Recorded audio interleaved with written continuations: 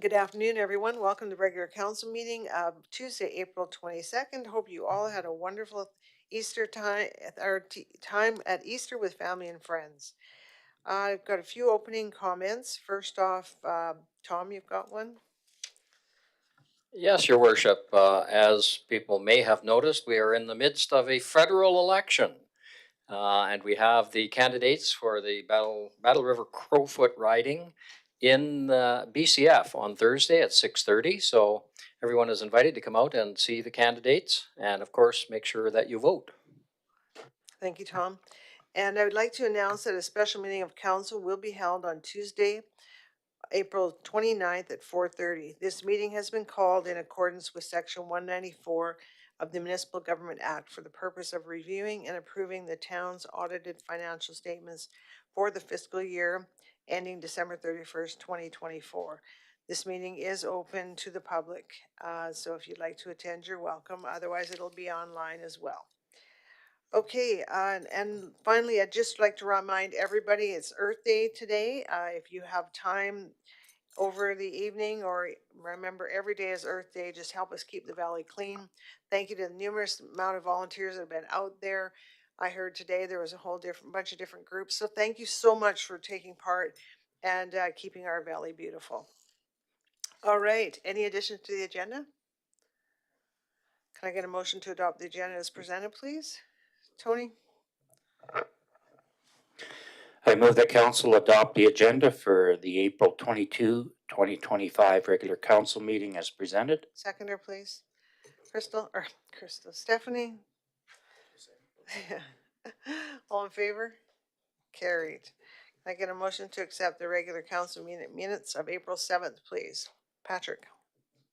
I move the council approve the minutes of the April 7, 2025 regular council meeting as presented. Seconder, please. Stephanie? Comments? Tony? Yeah, just one correction on motion number 111. It should read April 7th instead of April 17th. Anything else? Patrick? No, I'll just accept that amendment. You'll accept a friendly amendment? Stephanie, you'll accept that? I'll accept. All right. So all in favor of the friendly amended motion? Carried. Thank you. Now we shall move on to 6.1.1, please. Mitchell?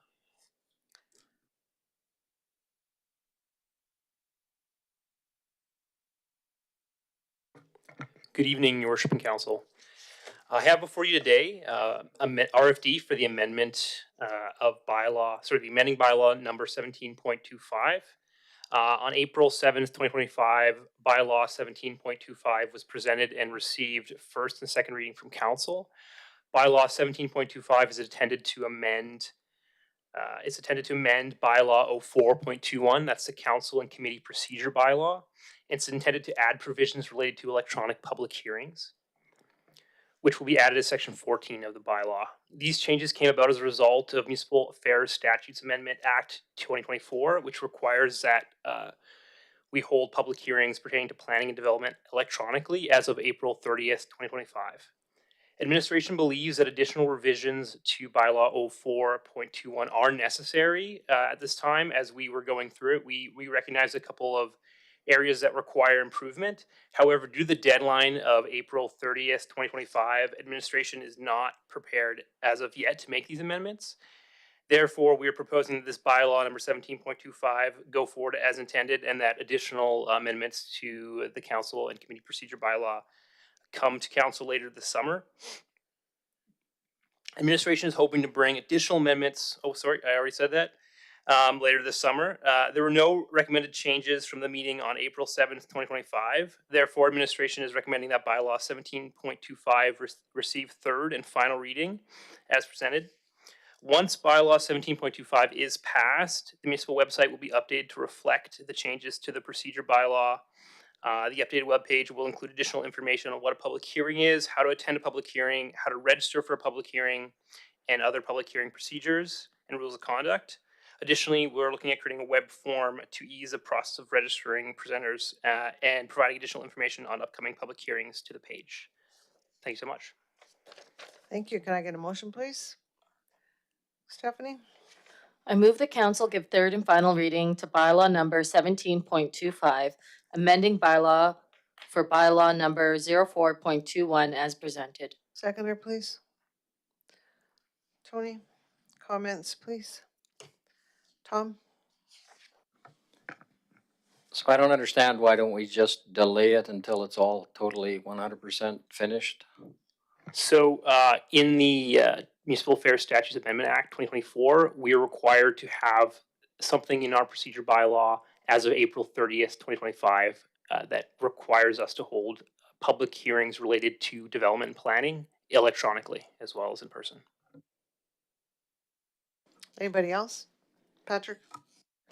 Just a quick question on 14.16. No person shall address council regarding a matter subject to a public hearing after the conclusion of that public hearing.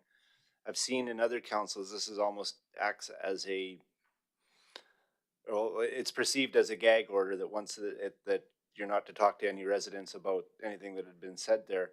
Is this, when we say address council, are we talking about having a, a proper delegation, or is it just to cut the conversation off at that point? Yeah, good question. I think the intention is to a public formal delegation to council. So again, that's so that we don't have people coming to council multiple times over the issue that's already been discussed in a formal setting. Again, the purpose is to make sure people do attend these public hearings, as that is their opportunity to present to council, and that they don't come forward with similar topics that council has discussed in the past. And actually, a similar, I think there's a similar provision related to delegations, so we don't have the same issue coming forward. Thank you. Anybody else? All in favor? Carried. Thank you very much, Mitchell. All right, let's move on to 6.1.2, please. And we have Antonia presenting.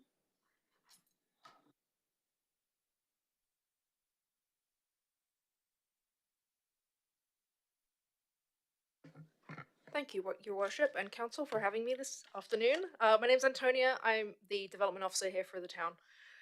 Today, I will be presenting our request for decision for third reading for the Safety Codes Permit Amending Bylaw 08.25. February 18th of this year, we presented first and second reading of the Safety Codes Permit Amending Bylaw, which would amend Bylaw 15.24. At that time, no changes were recommended by council, though in discussions with our chief financial officer and our financial auditing team, there was one further amendment recommended outside of the council meeting, just to provide clarity on retaining an administration fee over a holdback fee, which is a change to section 17.1 of the bylaw. Thank you. Can I get a motion, please? Patrick? I move that council give third and final reading to bylaw 08.25, amending for bylaw 15.24 as presented. Seconder, please. Tony, comments, please. I think you did a great job presenting it the first time that, and thank you for all the adjustments that are made and make things more efficient in your guys' department. So thank you. Thank you. All in favor? Carried. Thanks so much. Thank you. All right, we shall move on to 6.1.3. Just give me a second here. And we have a few presenters, so I'm not sure where you guys want to start. Esther first. So this is just for everyone's sort of introduction to this. This is going back to quarterly reports. So for those who have been on council in the past or have watched council in the past, we used to do quarterly reports 4 times a year for those counting at home. So we're going back to it, but we're using a bit more of a presentation perspective as opposed to just text to try to make it a bit more interesting and lively for everyone to see. But so we will have, excuse me, we're doing 2 of them today and 2 of them in 2 weeks' time at the next council meeting. And so we will go through the different groups. And so I will start off with Esther, and then I think through legislative services and communications, and then go from there. So. Good. So yes, our first quarterly report is the Office of the CAO. department, which consists of legislative services, marketing communications, human resources, economic development, and planning and development, as well as IT services. So each of the department heads can decide if they're giving the presentation or to integrate the managers into the presentation. We've chosen to do it that way because our managers are the ones that know all the details on everything. So, with that though, just a quick overview of what it is that we do. Ledge Services obviously manages council meetings, all the legislative processes, and our municipal legislation, which they will get into in a little more detail. Communications and marketing is the face of our community and is our public communications arm. And not only here within our own community, but externally as well for the region. Our economic development and planning and development department, that's what brings our investments into our community. And when we see new businesses pop up, they're normally a part to play in that, whether it's on the logistics side with permitting or on the business development side of bringing them in here. Human resources. We have a sizable staff complement, as well as we support other organizations like our Waste Commission as well. So with human resources and payroll services. So that is a sizable portion of our team. And of course, our IT services, which are provided through a longstanding contract, just recently revitalized and renegotiated through Reality Bites, which I will get into a little bit later. And last but not least is our Flood Resiliency Program Office, which also falls under the CAO office. We get regular updates on these. Council, I think, just seen one not too long ago, a couple weeks ago. So we'll just continue covering off that update through those presentations. So first off is our Legislative Services Department and our Manager of Legislative Services, Mitch Visser. Hello again, Your Worship and Council. Yep, my name's Mitch. I'm the Manager of Legislative Services. So I'm going to quickly run you through some Q1 statistics from Legislative Services and some data points. So in Q1 of 2025, we had 9 meetings, 5 of which were regular council meetings, 3 committee of the wholes, and 1 special meeting of council. To give the public some background on these meetings, regular council meetings is where council makes formal decisions through bylaw resolution, where committee of the wholes are less formal meetings, which act as a forum for discussion rather than for decision making. We also have a list of the motions that took place. We broke those into actionable and procedural motions. So actionable being motions that make a decision of council, and procedural motions being motions that relate to opening or closing a meeting or a closed session or adopting minutes. Some information related to public participation. We had 2 public hearings in Q1. We had 2 delegations, 2 FOIP access requests, 2 board appointments, and 6 letters of support. To briefly give some information on those public hearings again, which we just talked about, related to the bylaw. 17.25, that's a public or a formal meeting where individuals of the public are given the opportunity to provide feedback to council on a proposed bylaw or other matter. Delegations are similar, where they're a person presenting formally to council. More information can be found on our website regarding both of those. FOIP access requests, either requests from the public for information that is not routinely disclosed and available to the public. There was 1 access request in 2025, Q1. Board appointments, these are appointments to council boards and committees. They also relate to bylaw 04.221, which we discussed, where all board appointments must be approved by council in a council meeting. And then letters of support, these are often for mayor and council for initiatives, community initiatives, events, or grant initiatives in the community. So we provided 6 letters of support to the community in Q1 2025. Moving on to bylaws. In Q1, there were 17 bylaws that were completed. So those went through all 3 readings and were passed and are now in effect. And there were 3 bylaws that were started and not yet finished. And here's a breakdown of what these bylaws relate to.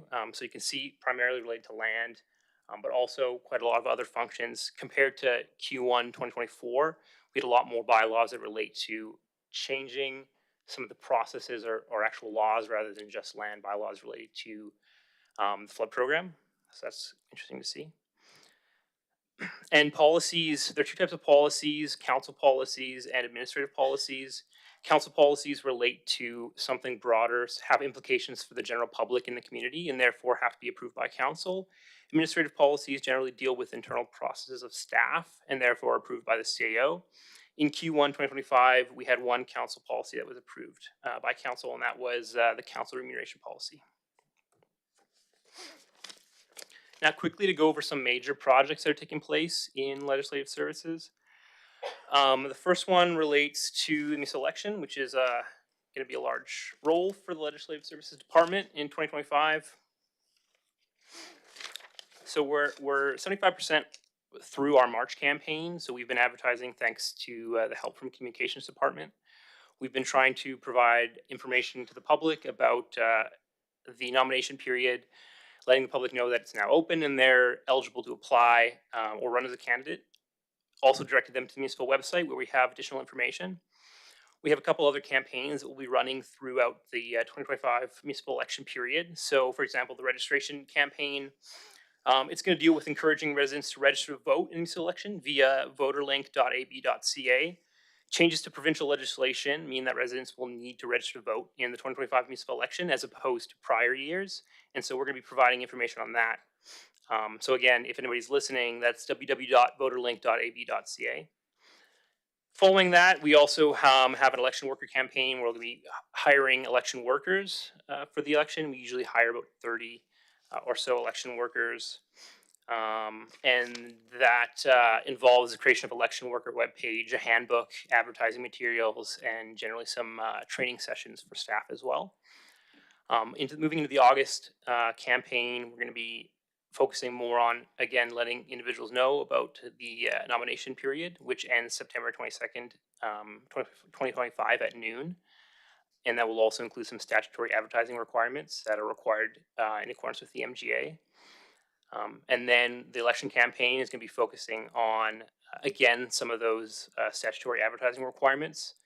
And the Legislative Services Department will be busy conducting the advance vote, institutional vote, and will be busy printing and preparing ballots, finalizing the elector register, and setting up polling stations. Lastly, the post-election campaign, we're going to primarily focus on an election wrap-up, letting individuals know about the election campaign and kind of doing a debrief with staff and election workers. We'll also be focusing on some other statutory requirements, such as the destruction of ballot boxes, the collection of campaign disclosure statements, and the submission of elector data to Elections Alberta. So that's an overview of our municipal election, and as you can see, we have some of the start dates and projected end dates of those individual tasks in that project.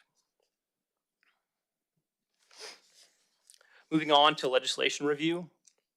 As you are well aware, Council has done a lot of work over the last term in improving, revising our bylaws and policies. However, there's still a lot that require review. A lot of these are a result still of the 1998 amalgamation. So we have a total currently of 315 active bylaws. As you can see, we have 176 amending and 231 repealed bylaws. A lot of these bylaws relate to housekeeping items such as annual tax rate bylaws, amending bylaws, road closure bylaws, etc.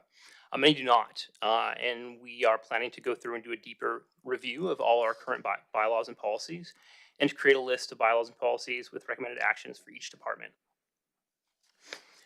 These other phases, such as department review, website update, internal training, and council review, are other stages within that process, and are generally going to involve meeting with individual departments to go through what legislation pertains to their department, having that information come back to council, and making decisions on what to repeal and what to update in terms of our municipal legislation.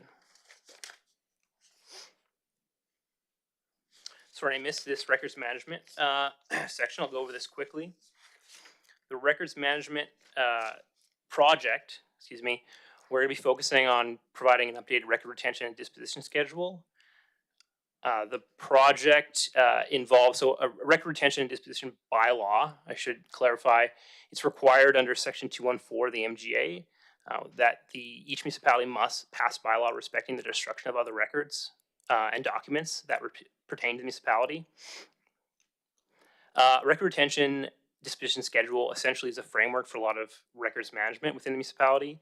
So what legislative service is currently doing is we're working with individual departments to conduct a file audit, determine what files we need to create, we are creating, and we'll be determining or setting a schedule for each type of file or category file and how long that document is retained and when it is destroyed and how it should be destroyed. And our record retention disposition schedule is essential for records management and is important in maintaining transparency, preserving institutional knowledge, mitigating legal risks, maintaining legal and regulatory requirements, protecting personal privacy, and eliminating unnecessary storage costs. And lastly, increasing operational efficiency. We're anticipating that we'll be bringing back a record retention and disposition bylaw to council for June 2nd for first and second reading, and on July 7th for third and final reading. That is my report. Thank you so much. Thank you, Mitchell. Anybody got questions? Okay, I just want to say this is so impressive. This is something that is great for the community to see what's being worked on, what you guys are doing.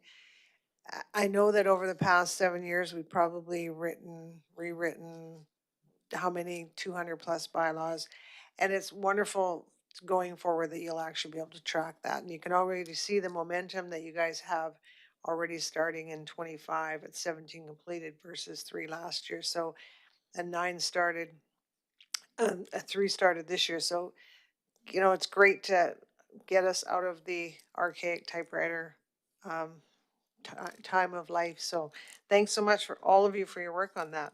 So I do would like to have a motion, please, council, to accept. Oh, because we have a whole bunch of the same one. Yeah. So let's keep going.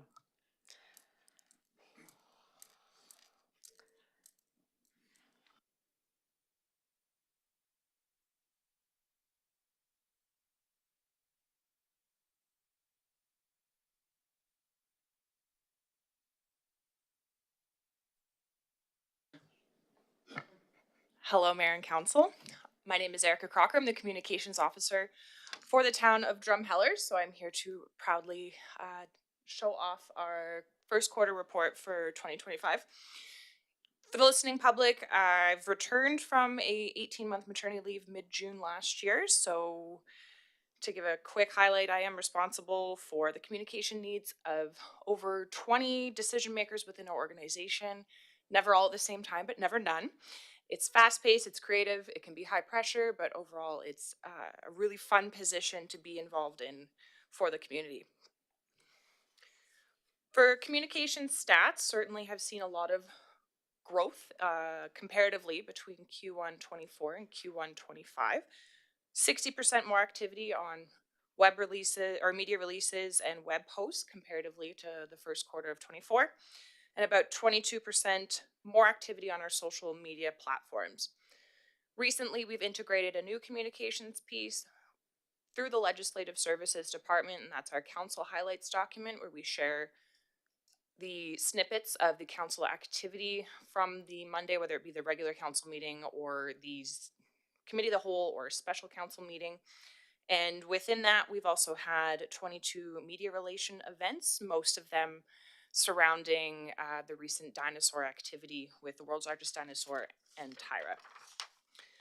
Through customer service, we've responded to 67 direct messages through our social media platforms. We've had 15 website inquiry responses just to the communications department. On our municipal website, drumheller.ca, we do have a contact us field to contact certain departments. So that's just to clarify, that's just to our department. And internally, we've reignited our monthly newsletter from an internal perspective. So that's three that have been circulated so far this quarter. In terms of public communications, it's certainly been a busy first quarter for the year. We use a process on the internal side of things called a communications brief, where departments or their managers will basically use this form to streamline their communications requests. And it helps us track, helps us guide through the deadlines, certain needs for certain objectives and certain initiatives, bring things to market, highlight new programs, inform the public on updated bylaws and policies, and then, of course, we do a lot of our own internal graphic design, pretty well 90% of our material is done in-house and not contracted out to another service. This quarter, we saw 44 communications briefs activated, largely through the recreation services, FCSS, finance, and emergency and protective services. The gray that's there is legislative services, and black is infrastructure. Within that, we do have 20 that were considered incomplete, which is certainly in emergent or urgent situations. A communications brief isn't always possible to fill out, submit, and go from there. So when it comes to infrastructure failures, lost and found animals, concerned citizen responses that typically could come through the mayor's office, sudden changes in service, or any sort of crisis, is you're not really going to see that communications brief process coming through. So typically infrastructure, certainly with any sort of water main issue, definitely we see a lot of that, and same through EPS for lost pets, or in recent cases, a cougar. So for public engagement and participation, this past quarter, the communications department coordinated a P2 engagement for senior leaders. So this employee training was through the International Association of Public Participation. So it's a world recognized program to train leaders for their public participation processes. We also had a public information open house, which I was happy to present last week at the Committee of the Whole, where we had over 350 in attendance. And on top of that, we've had 3 public participation opportunities: the Community Standards Bylaw Review, a regional trail network, and the Downtown Area Revitalization Project Committee Intake Forum. So just for the listening public, public participation refers to the involvement of the public in activities, decisions, or processes, especially within organizations or projects.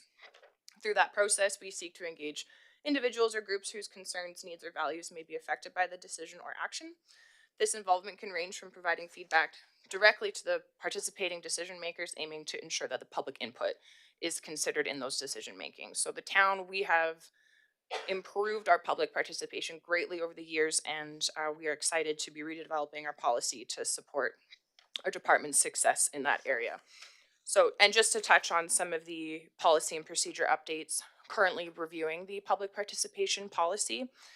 That's a total rewrite to reflect the town's public participation efforts, with guiding framework for council and administration to hopefully produce very successful public participation initiatives, and an internal marketing procedure to separate our internal process of communications item versus things that need more marketing tactics and strategy behind it.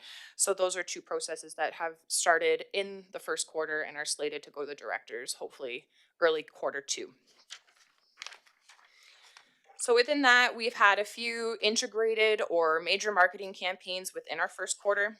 An integrated marketing campaign is a strategic approach that combines various marketing channels and tactics to deliver a cohesive and unified message to our target audience, which typically primarily is our residents, secondarily typically visitors. It aims to create a seamless and consistent brand experience across all of our touch points, hopefully maximizing engagement and brand recognition.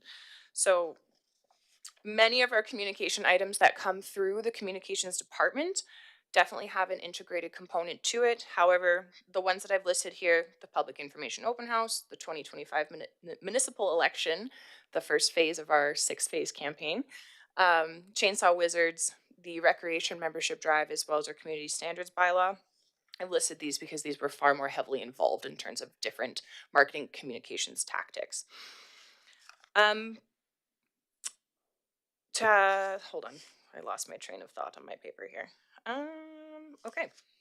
So here I've got samples of artwork, and again, that's not going to be every piece of artwork that's come through the comms department, but some great initiatives that have gone on in the first quarter. Here is the first quarter of drumheller.ca in terms of website activity, and comparing to Q1 of 2024. You can see here that there's not a whole lot of difference. Sorry, my apologies. Not a whole lot of difference in terms of activity, which is great. It's great to have a good average for page views and sessions and total users. So we're right on track. Hopefully most of you know, Meta is the American parent company that owns and operates several social media platforms, including Facebook and Instagram. So in 2023, Meta had discussions with the Canadian government that it would block the sharing of news content on its platforms in response to Bill C-18. So when I returned to work a year after its ban, it was very evident of how much this has impacted our messaging, but also our local media outlets and their sharing of, whether it be our media releases or their news stories. We're not seeing any of that activity as much. So our efforts in getting our word out there certainly had to adjust to that change. Um, we are a social media dominant in terms of our communications, so we had to make some adjustments through the back end on that sort of thing. So in terms of statistics, we've got views, so that's the total number of times the content was displayed, reach, total number of unique individuals who have viewed the content, your click-through rate or your CTR, that's the percentage of people who saw the content and clicked on it, and interactions. So I'm sure you've seen likes and shares, comments, clicks, and things like that. So just some comparable data in terms of traffic on our social media platform. And that's it. Thank you very much for your time. Thanks, Erica. Comments, Tom? Yeah, just one comment. It seems to me that on occasion, we, the town, have to put out media releases to kind of correct misinformation out there. Now, maybe I'm wrong. Maybe we don't do that, but it seems to me that there are times when there's something circulating in the community that is misinformation about the town or about other things, and we put out a media release to kind of correct that information. Is that accurate? I think that's a good observation, Tom. I think for a media release from our point of view from the town, we want to share our information and our facts. Typically, we try not to be reactive in terms of publishing our communications. We try to be ahead of the game. I think we've come leaps and bounds and have done a great job doing so. Um, with that said, there certainly are times where we've had to make a publication to correct misinformation and guide viewers and those interested parties to the correct source to make sure that that's accessible. Tony? Thanks for the presentation, Erica. So happy to have seen this department grow over the years. It's evident on the stats that are posted that we're getting more traction and information across to the general public. So well done on that aspect.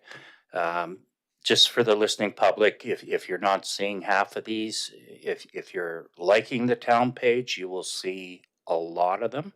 Is that correct? Or anything else the public can do out there to ensure that they see more or all or some?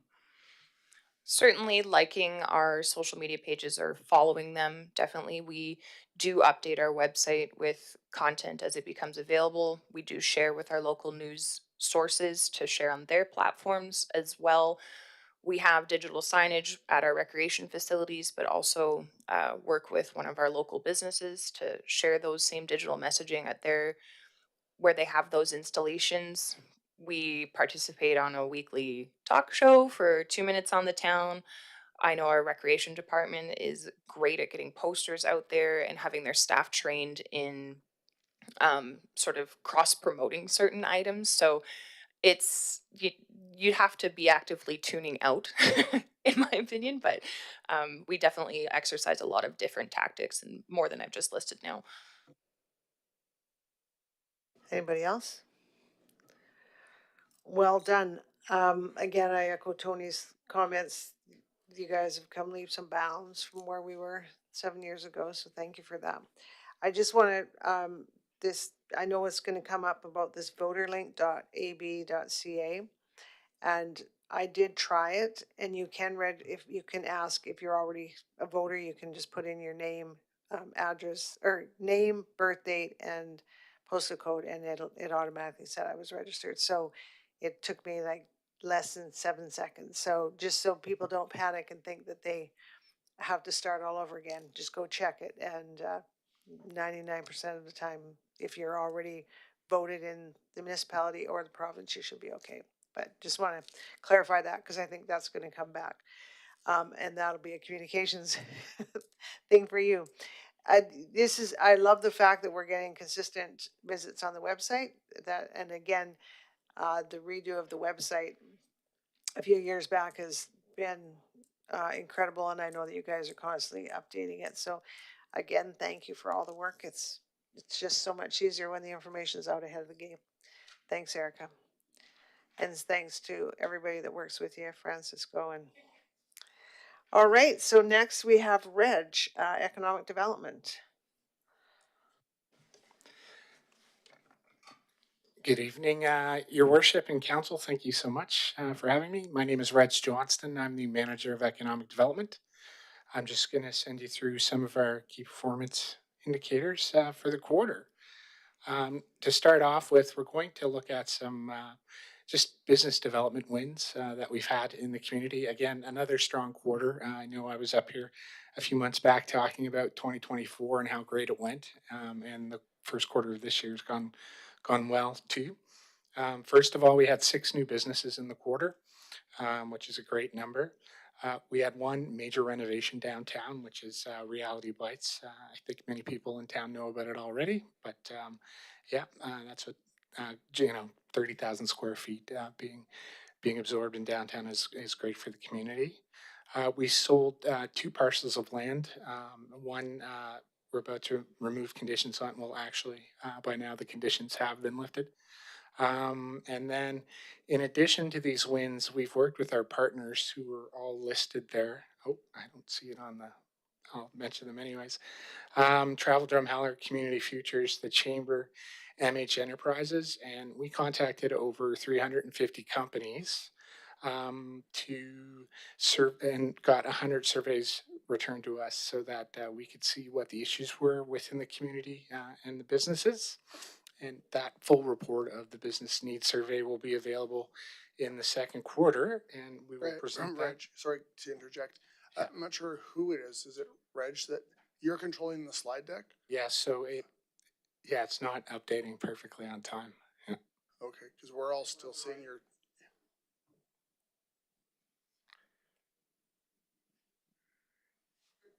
Sorry, the previous one's there on mine. I'll skip ahead. I apologize that slide was missing. So to give you a feel for, a typical standard that we use, about 100 outreaches or interactions with business a year is a good measure, and we're exceeding that quite a bit. We're around 200 plus a year. This quarter, we talked to about 64 different companies.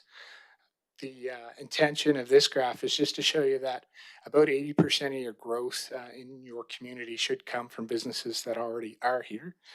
So a good balance to maintain with respect to investment attraction and talking to local businesses is a 20/80 rule, and we came really close to achieving that this quarter.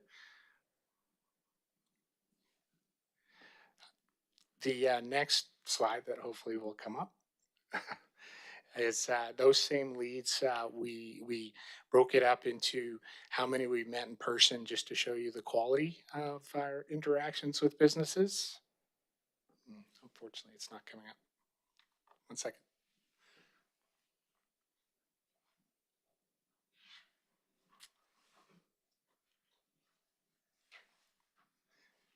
Thank you for the assistance, sir.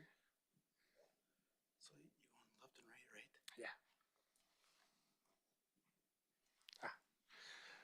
Perfect. So as I was saying, the next piece of data we were showing was how many folks we talked to in person or businesses we talked to in person.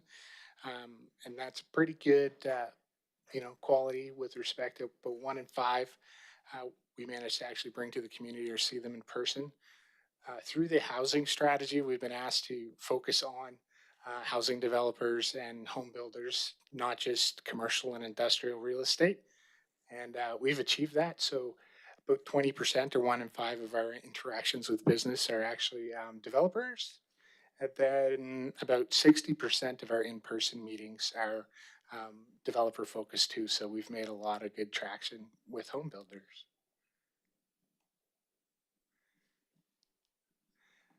Then we've had some good initiatives. Thank you, Erica, for the help on the marketing side of things. One of the great things we did this quarter is we worked with a group called Business in Focus, and we had an article featured in February. They have about 250,000 readers across the United States and Canada.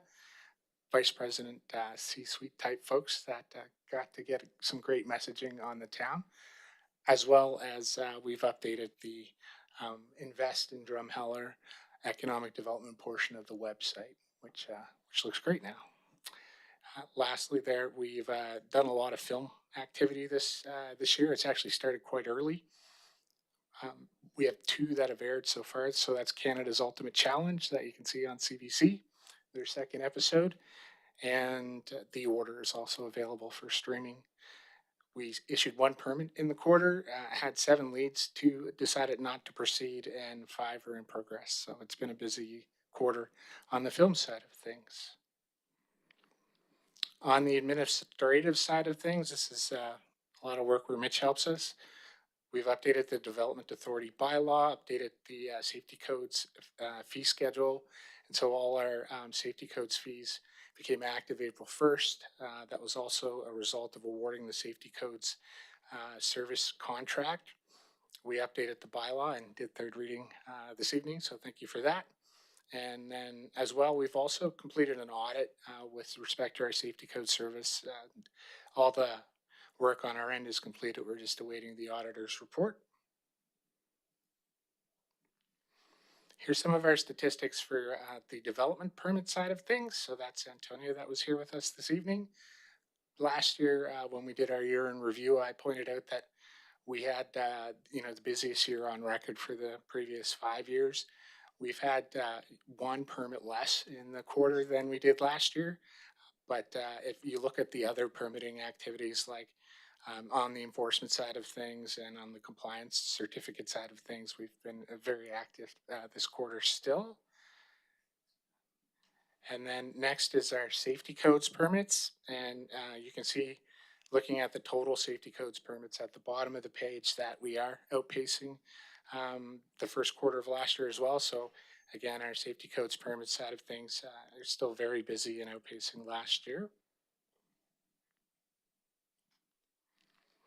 And the last thing I'd like to point out, which is still in our permitting side of things, is our short-term rentals. So this time last year, we just started doing licensing, and we have already licensed or renewed 55 short-term rentals, and that has us at about 88% compliance already, which took us till October last year to achieve.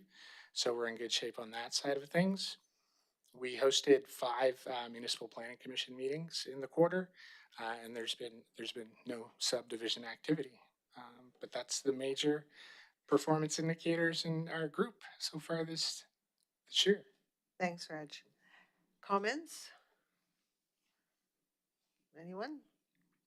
Well, I think we've got your other update just a short while ago, so this for us here is just a good summary, and looks like we're moving in the right direction, so keep up the great work.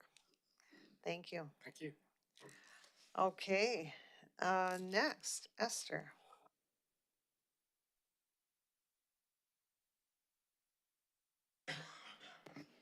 I feel taller sitting or standing here, so a little bit of a shift around here.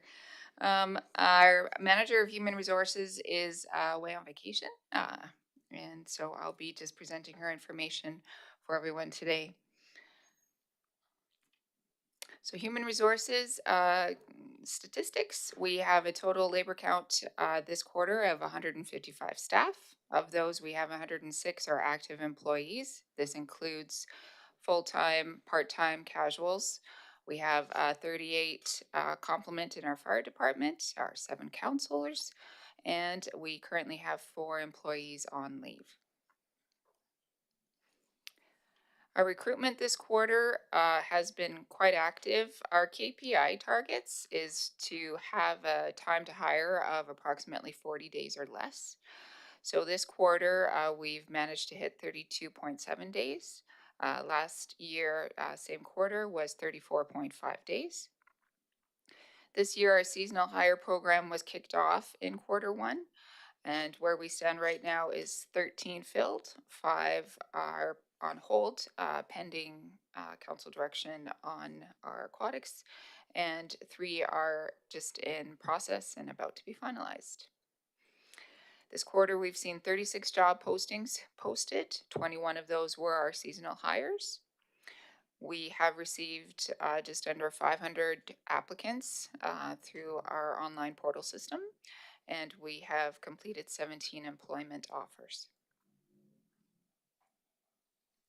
Administrative updates in the HR department. We did launch the IT cybersecurity training program. As well, there was an emergency management functional exercise training session held for a large portion of our staff, which you'll be hearing a little bit more on here later in a few minutes. As well, we will be launching a customer service training program as well in the next quarter. The employee benefits program, our benefits program was up for renewal. That renewal was completed on March 1st with Hillcrest. There was a small overall decrease in our premiums, I'm happy to say, due to a reduction in our dental and long-term disability premiums. Sorry, your screen. Thank you. Thank you. No, and I had one more. Labor relations is our, sorry, we have 2 collective agreements with our staff, which both expire at the end of this year. So town and unions do meet quarterly on a regular basis, which we did meet this quarter. However, we will be starting our renegotiations here probably in the 3rd quarter. Project status report. We do have an ongoing job description review project, of which 84% of our 84 total job descriptions have been reviewed. We're currently kicking into the formatting phase, and union review phase will follow that in quarters 3 and 4.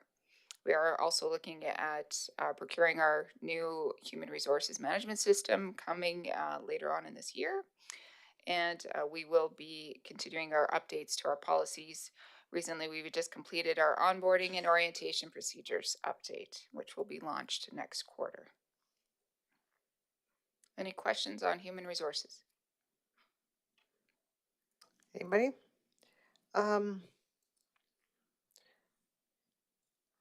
Yeah, I did. I just can't find where my notes went here.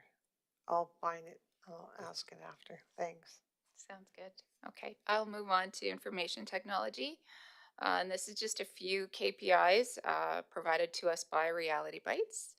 So in the first quarter of 2025, they had 384 tickets opened.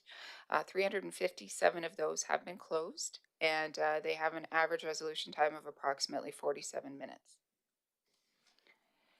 On the internet security, cybersecurity side, they've had 237 operating system patches launched and 769 installations. I wish I could tell you what an OS patch was, but I know it's really important, and 30.8% of them were OS patches. Thank you, operating systems. All right, I remembered my question. Okay. On the KPI hires, it's great to see that's coming down. And, you know, I guess we as council here, the people really want, you know, if they're looking for a job with the town and they're kind of between a couple of jobs, I think we are still losing good people. So I just hope that we're continuing to work that, especially now that you guys have seemed to have gotten a more of a solid, like you've got a solid team, a lot of great positions, a lot of great people in the right positions. So I'm hoping that we can continue to work on that, because that has been a detriment to us in the past. We've lost some good people. So I guess as assistant CIO, I'd like you to keep a real close monitor on that number and get that even tighter. But that's my opinion. I know it's a bit difficult because you guys have a lot of processes, but never get what you don't ask for. So I'm asking for it. For sure. All No, right. Anything on the it's IT? Last thing on the IT side is some of the projects that have been completed is a network upgrade for our town hall, our weather monitoring system at the airport, 7 new workstations were installed, and we have a water system SCADA server, which is about to be updated with a little bit of instruction from our engineering team. And that's everything for the CAO office. Anybody else on anything from any of those presentations? Go ahead, Tom. Yeah, I was just wondering, being that you're the incoming new CAO and have had experience in other municipalities and regions, I'm just wondering if you are thinking about possibly changing some of the administrative units. You've probably experienced slightly different areas that might have been different. You don't have to tell us right now, but if you may have some ideas in the future. I think having new ideas and new experiences and being open to those is always a positive thing. I think there's a lot of history that's also in this room and in the staff that working together and collaboratively to kind of find the best fit and the best way forward to improve our efficiencies and maybe expand into some new areas is definitely the way that I would be moving forward. I just want to add, nothing like putting a person on a fine spotlight where you ask a question about that with the majority of the departments in the presentation room. So, good job, Tom. Good job. So. And just to send a shout out to David from Reality Bites on the IT side. I know that I love it. He's so meticulous. Even the cords all have to fold up nice and stuff. So there's not a lot of chaos around. So thank you for that, David. And thank you, Esther. I mean, I know that you're gonna do great things. And no, I won't put you on the spot on anything. But thank you so far for all the work you've done. Thank you. All right. Okay, let's move on. And I need a motion on this, please, to accept this, Tony. I move that council accept as information the Q1 2025 quarterly report for the office of the CAO as presented. Seconder, please. Patrick, all in favor? Carried. Thank you, guys. This is wonderful to see these reports back. I know we were missing them, but it wasn't due to lack of effort. We were already at 4.5 hour meeting, so there's just nowhere to fit it in. But thank you. This is great for the listening public. Okay, let's move on to Greg. It's your department now.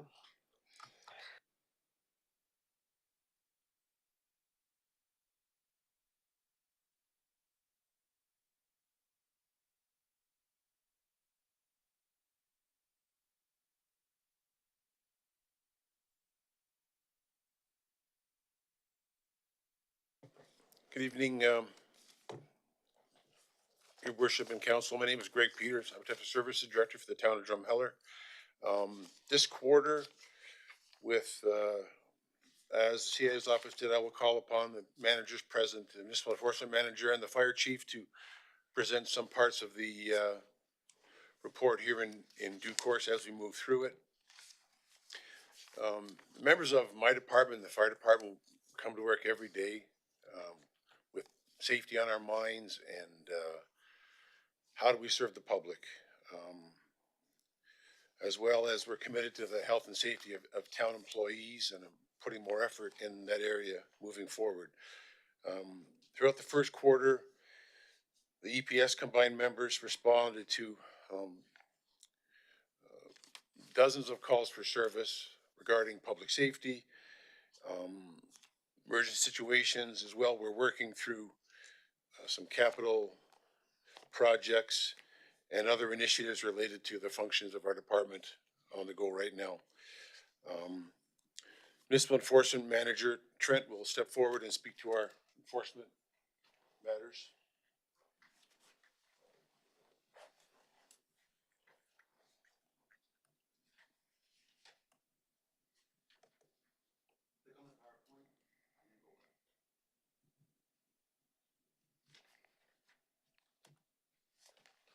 There we go.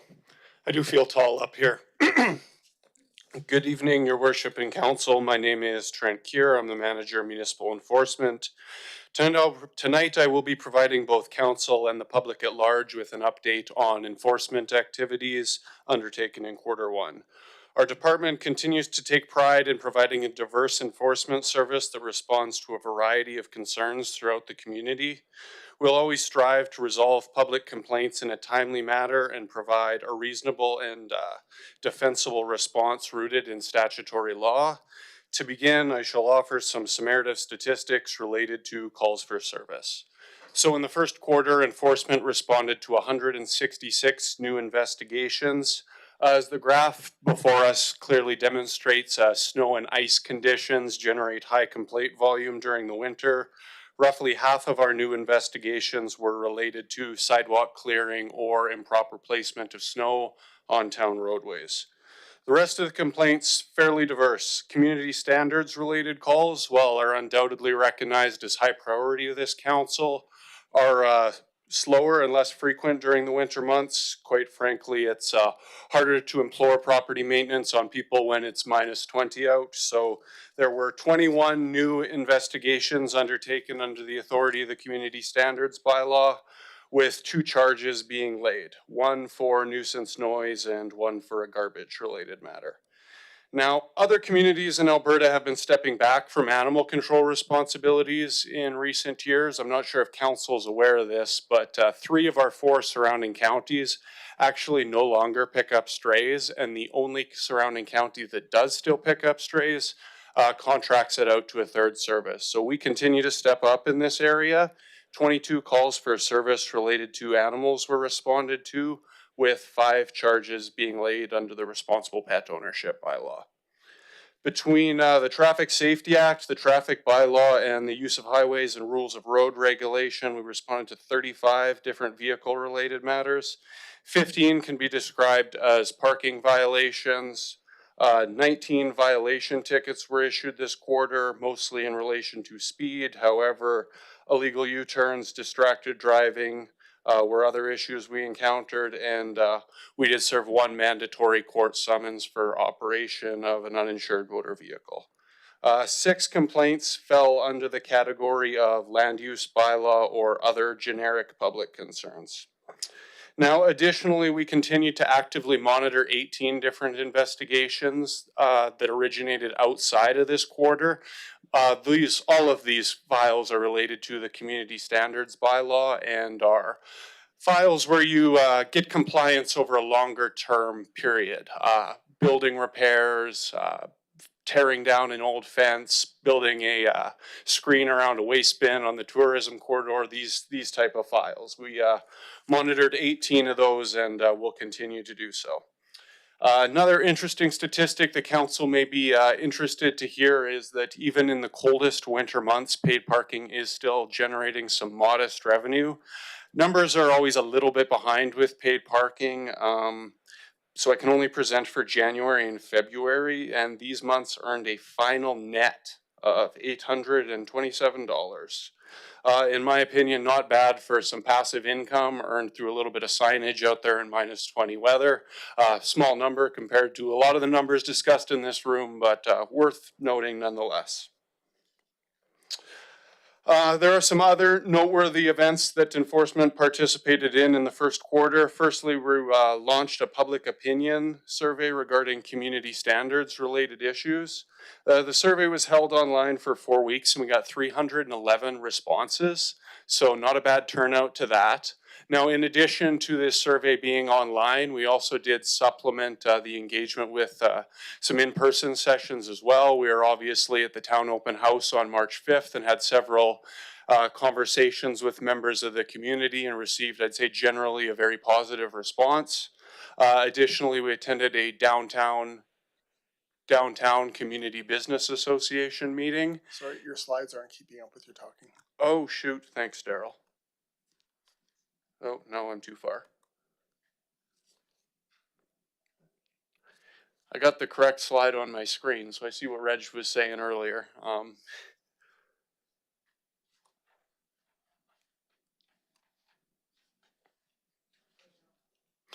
Okay, there we go. So we attended a downtown community business association meeting as well and had kind of a question answer type event there with the local business owners, asked for responses to the survey.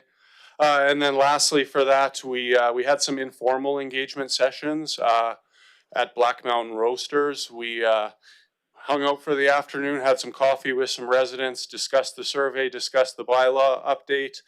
Tons of good feedback for that initiative, and a big thank you to Black Mountain Roasters. The comment that stood out most to me was I had a woman come up to me and she says, "Oh, I wish the federal government put so much care into asking the public about the opinions on the laws they're going to pass." So public definitely appreciated us being out there and doing that. Now, additionally, we do always endeavor to be ready, willing, and able to assist any other public safety partners in the community, whether that be neighboring county peace officers or the RCMP. We believe it's crucial to maintain strong relationships with these external agencies. Undoubtedly, during major crises, these are the people we're going to have to work with, and quite frankly, you work better with people you're familiar with. So we definitely like to work with our partners when we can. This quarter, the RCMP invited us to assist in a crime reduction operation. It's been published before as Operation Street Sweep. It's characterized by a high law enforcement response in the streets, lots of visibility. They're checking on prolific offenders on warrants. We're supplementing with active enforcement on the road. So overall, I would say it was quite successful. I'll give you a brief update on capital projects here. There we go. So we currently have a request for proposal out for the construction of some new animal control kennels. You've probably seen similar setups where it's like a fenced structure, inside a building. So we got a request for proposal out, and we're hoping to award that later this quarter with the project completion date targeted for June. This will greatly assist when we house animals for extended periods of time. And then also noteworthy is we do have a new enforcement truck on the road. It was approved in the light vehicle replacement last year, but just due to lengthy shipping delays, it's only arrived fairly recently. There is still work to be done on this truck. Currently, it is just a striped pickup truck for all intents and purposes. We do have some upfitting work that's going to be scheduled. So the truck will be going up to WCI White Communications in Edmonton to have some amber lighting put on it, a mobile workstation installed, and a prisoner compartment for animals. It's a special animal control unit that'll be in the back of that truck. So that'll be awesome because it'll be the first time that we have a truck that's fully kitted for animal control duties. So that'll be a great asset. Now, I know there's been some previous conversations about the impacts of the tariffs initiated by the United States government recently. And I think all of us have kind of been wondering how much they are going to impact our purchases. So we did speak with WCI prior to bringing this report to council, and it's about $1,000 increase they believe the tariffs will amount to on this upfitting project. So the total awarded cost would be $30,630, and that includes the tariffs. So yeah, overall, a strong quarter considering that we actually had a full-time position that was vacant for the entirety of this quarter. We did complete hiring of a new officer though, and we're looking forward to welcoming her next week actually. So it'll be nice to have a little extra help on the road. Overall, we're looking forward to the busy tourist season coming up and doing all we can to meet the enforcement needs of the citizens of Drumheller. Be happy to take any enforcement related questions. Thanks, Trent. Tom? Regarding the animal control, I thought at one point we were talking to the Humane Society about them because they had a new, bigger area and were putting in kennels for dogs and stuff like that.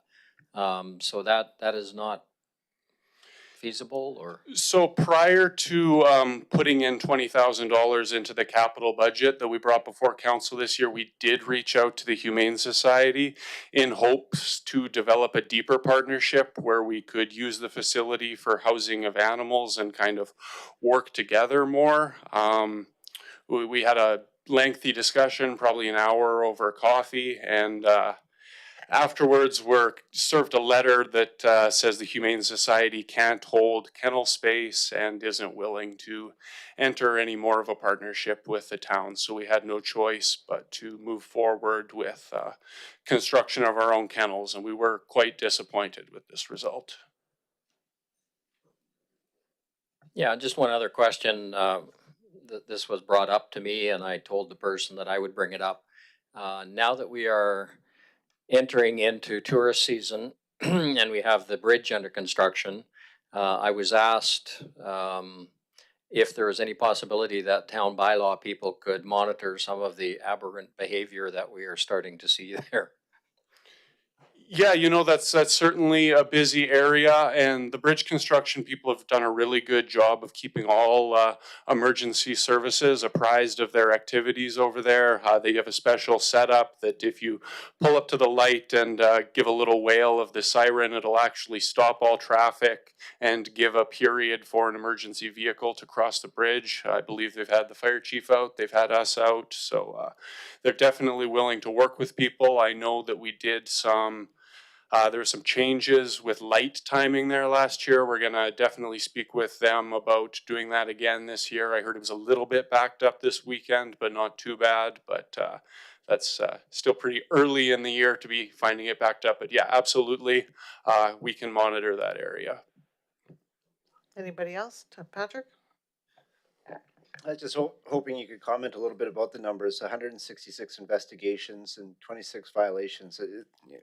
Is that to me, that appears that it's reflective of your ability to build resolutions through just conversation, working with them in a community-minded policing sort of format. Is that sort of clear? Or?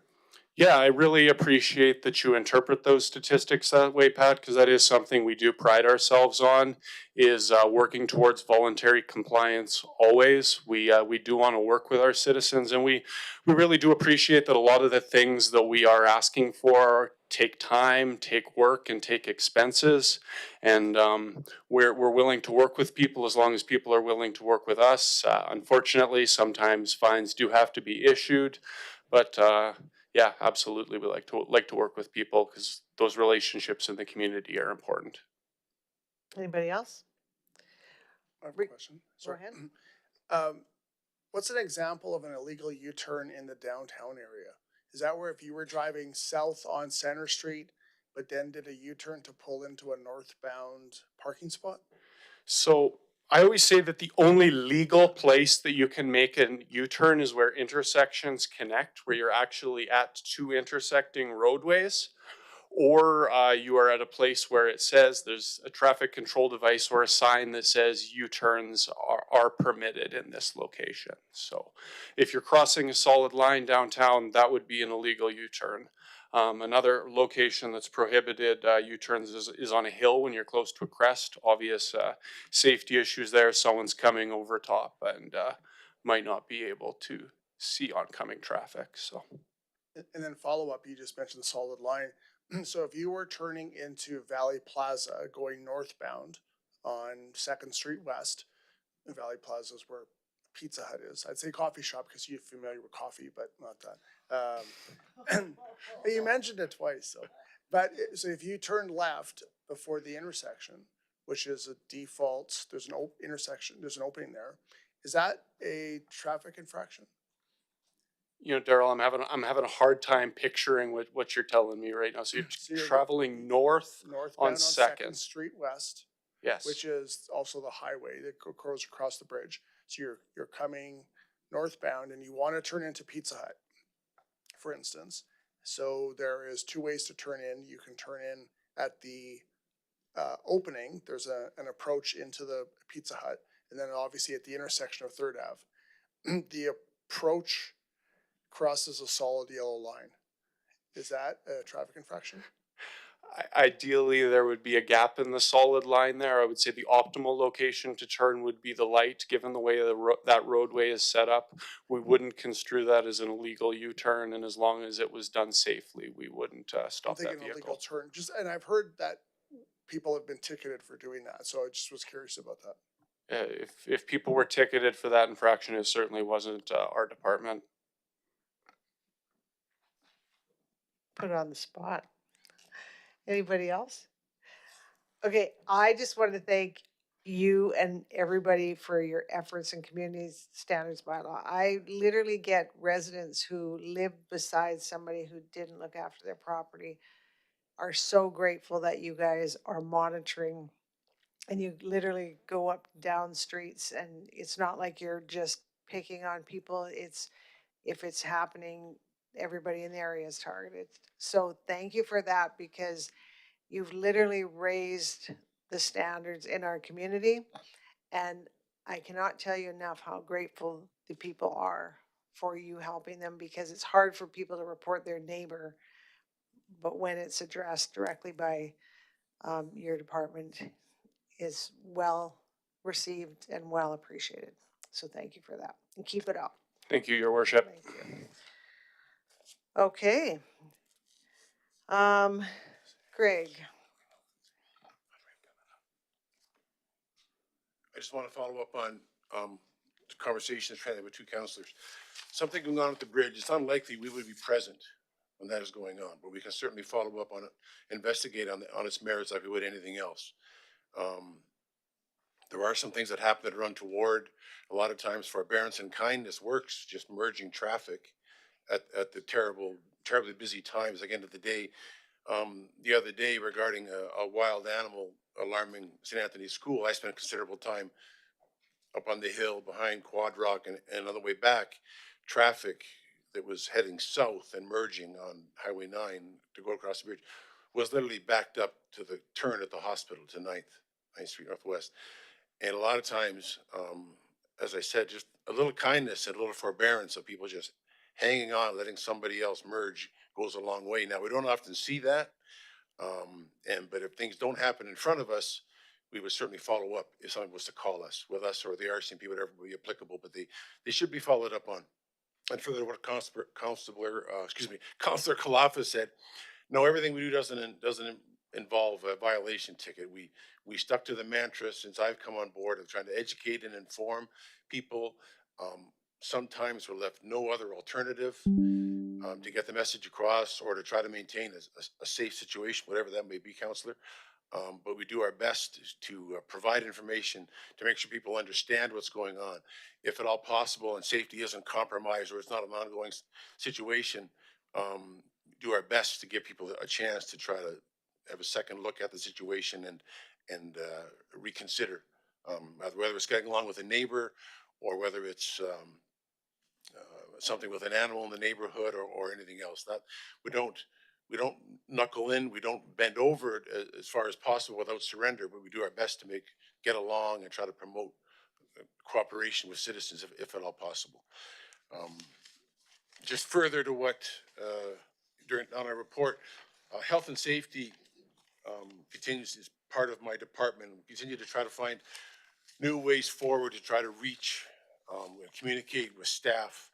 A very positive sign is we're seeing an increase and thanks partially to Jared's department, site-specific hazard assessments done by staff. We had over 600 completed, not just in public works, in all departments. And that's significant because that means staff are taking the time to look at their work, to look at the site ahead of them, to look at the hazards in front of them, and to recognize those. I realize sometimes the paperwork can be, for lack of a better term, a drag for staff with other things to do, but we appreciate receiving these assessments, and we continue to try to find other ways so staff could report hazards, incident reports electronically, whatever. We're still in paper and pen and submitting it to their supervisor, who then ultimately makes its way to myself and the Health and Safety Committee. But these are very, very significant, along with all the town managers, we're happy to say now, have completed the Alberta Health and Safety courses of Leadership of Excellence, which is comprised of four courses in recognizing hazards, investigating hazards, supervision. These are very significant courses, and all are reported to me. Everyone has completed this, and that's really significant because it took us a while to get this far.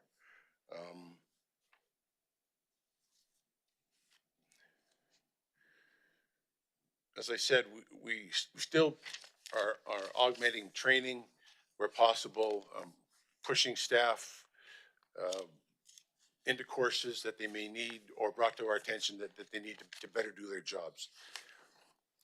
We had a number, there's a graph here, part 2 in front, health and safety indicating, I won't go through it all, but indicating this quarter, incidents reported, trending, and where in the town these incidents did occur. There's an inherent hazard to the work of public works, and they usually account for the lion's share of activity, just because of the nature of staff and the number of people out doing things in their daily work. So, any questions or anything on that? Anybody may have. Anybody? No, great information, right, Greg? Chief, I'll call upon the fire chief now to come forward. Your Worship, Council, great to see you again. You see my chart in honor of Easter is a little egg-shaped this time. So we did have quite a number of responses again in the first quarter. We did 82 responses, and in the top 3 categories of those were false alarms, motor vehicle collisions, and medical assists. Now, of those calls, 47 of them were false alarms, and that they are accounting for about 55% of our call volume. So it's still back in the same statistical area that we were in 2024 and 2023, is about 50% of our call volume. That being said, we are already seeing some revenue out of that, out of bylaw 2524. Just as a refresher for everyone, that the first monitored alarm response is free, and the second alarm will have a dollar value for response attached to it. And then there'll be third and subsequent alarm response will have another higher call volume, higher dollar value attached. So of those 47, 10 of those calls were related to 4 properties. So hopefully the bylaw as it's written will start having that effect of editing that call volume down.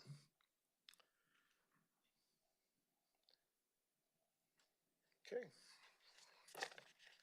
Oh, there it goes. Okay, fire services training. During quarter 1, 8 firefighters completed their National Fire Protection or NFPA training for 1001. This is the professional training level for a firefighter. This brings our complement of firefighters trained to that level to 16. So we're getting very close to half of our department trained to that high level. Our goal is to get everyone to that level, but that's going to take time, right? So we did this completely in-house. We used our own instructors.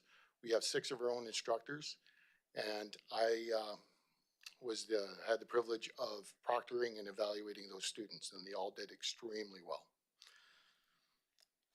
16 firefighters also took part in an electric vehicle seminar. This is great information for the emerging electric vehicle scene that we're seeing in our community. Not only do you have them locally, but our visitors will also be driving these vehicles. It gives us a great amount of information to be able to, 1, combat these vehicle accidents if they happen, or combat these vehicle fires. There is specialized techniques that both of them will have to take part in.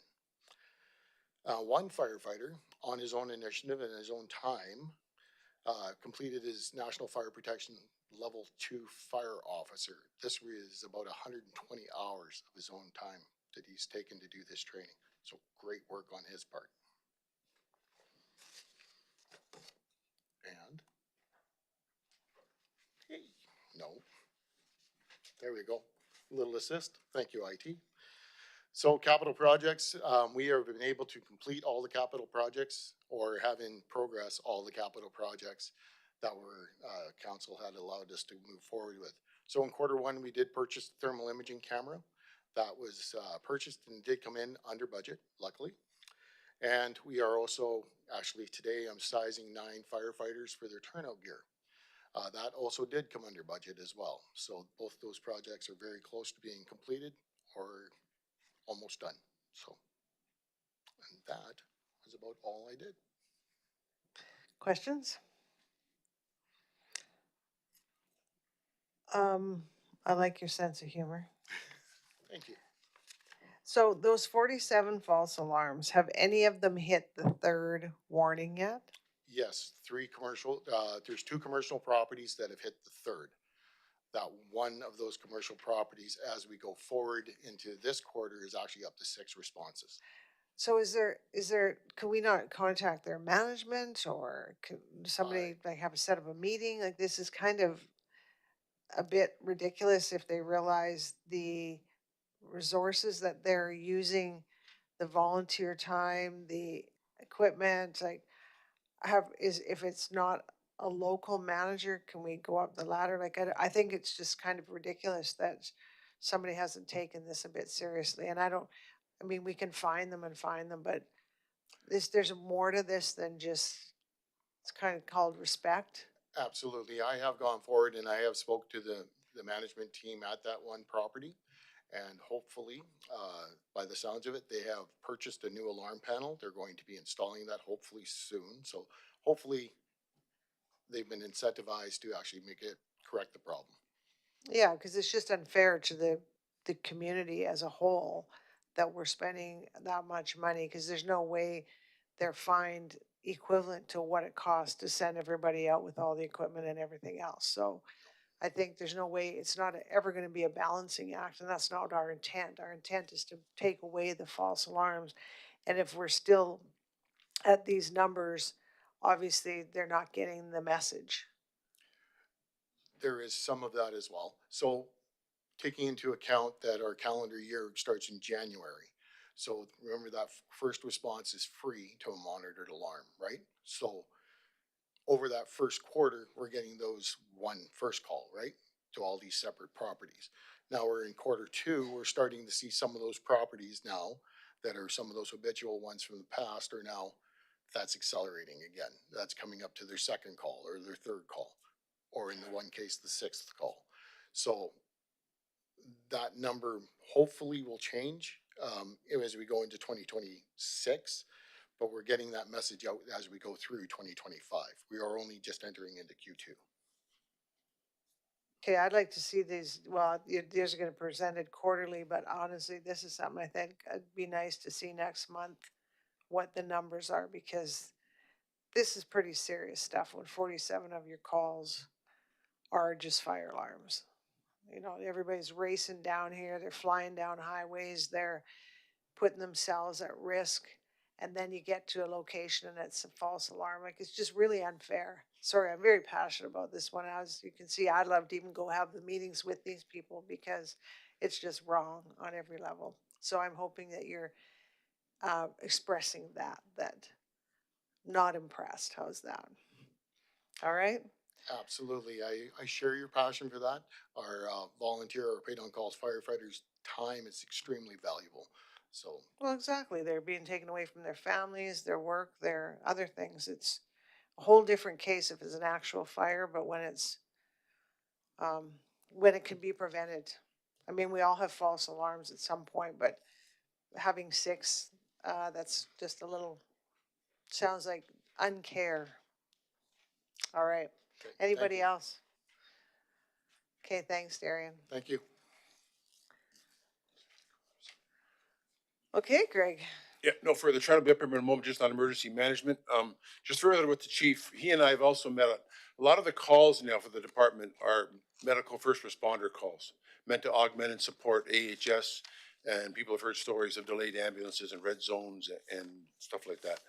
So he and I have met with the local, not the local, excuse me, our area coordinator in an effort to streamline our number of calls we refer to and make sure everybody's on the same page. And that's still in the works. That's significant, and that has added significant calls to us as well as even larger departments such as Red Deer and Calgary Nobody wants to see somebody needing medical assistance and no one there, because sometimes we find the ambulances are 40 minutes away, sometimes longer.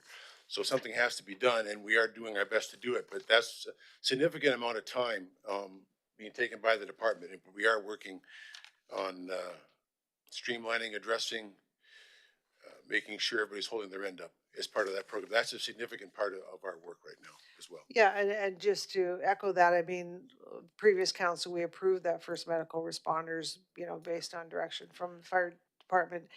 And I absolutely agree, you know, you never, but then if somebody's off doing a false alarm when they can actually be helping someone, like, there's just no correlation for No, me. no, It's absolutely. very No, absolutely. No, disappointing, but no, thank you. no. Trent will do an update on emergency management, and I will speak briefly to a couple of things in the aftermath of that. Trent?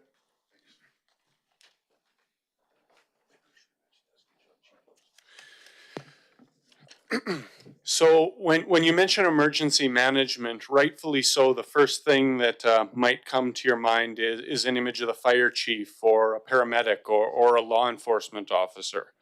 But when you're talking about response to large-scale incidents, whether that be floods, mass casualties, etc., it really is a team response outside of just emergency services. It requires communications, it requires infrastructure, it requires help from the local media. It really is a team game when we're talking about large-scale responses. And to that end, I've had the opportunity to contribute to the team this year in helping organize a large-scale functional emergency management exercise.